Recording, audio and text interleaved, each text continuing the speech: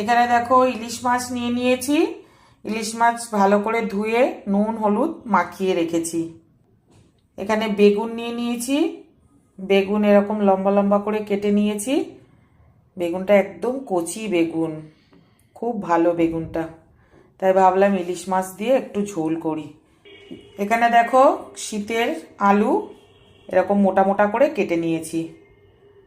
তো চলো রান্নাটা শুরু করি। গ্যাস অন করে নিলাম,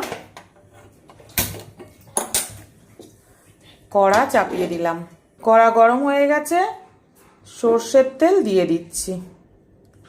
তেল খুব ভালো করে গরম হয়ে গেছে, ইলিশ মাছ ভেজে নেব।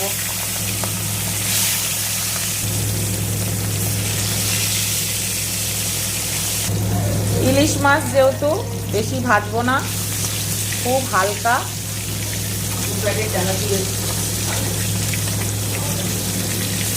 উল্টে দিলাম মাছগুলোকে।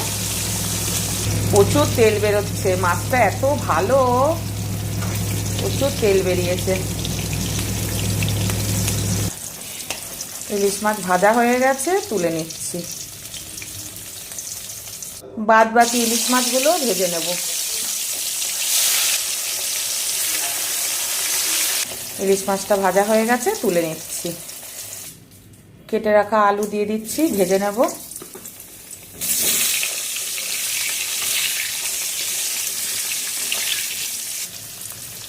সামান্য নুন দিচ্ছি। আলু ভাজার সময় যদি নুন দেওয়া হয় তাহলে নুনটা পুরো আলুর ভেতরে ঢোকে। লাল লাল করে ভেজে নেবো আলুগুলো। আলু দেখো ভাজা হয়ে গেছে লাল লাল করে। এবার আমি আলুগুলো তুলে নেব। কেটে রাখা বেগুন দিয়ে দিচ্ছি, বেগুনগুলো একটু ভেজে নেব।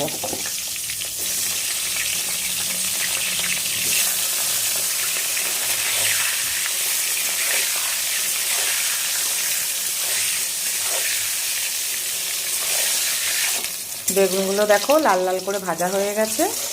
এবারে আমি বেগুনগুলোকে তুলে নেব। ওই তেলের মধ্যেই কালো জিরে দিয়ে দিচ্ছি। কাঁচা লঙ্কা থেতো করে নিয়েছি।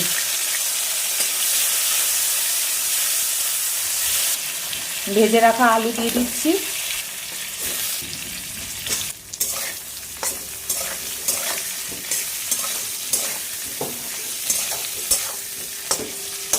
জল দিয়ে দিচ্ছি, আর একটু জল দিয়ে দিলাম। কাশ্মীরি গুঁড়ো লঙ্কা দিয়ে দিচ্ছি। স্বাদ মতো নুন দিয়ে দিচ্ছি। গুঁড়ো হলুদ দিয়ে দিচ্ছি।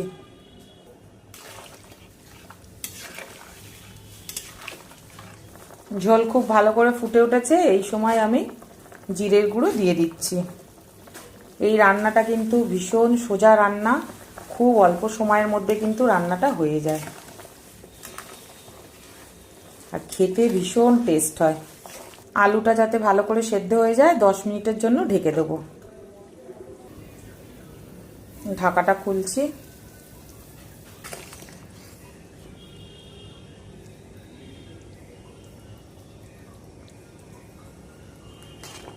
আলু খুব ভালো করে সেদ্ধ হয়ে গেছে।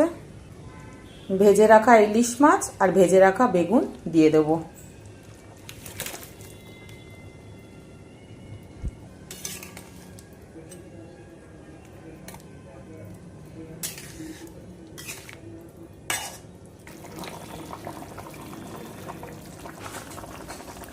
চেরা কাঁচা লঙ্কা দুটো দিয়ে দিলাম।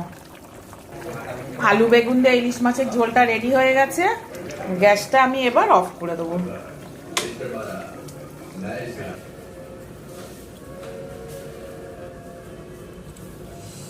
কি সুন্দর দেখতে হয়েছে দেখো, দারুণ দেখতে হয়েছে।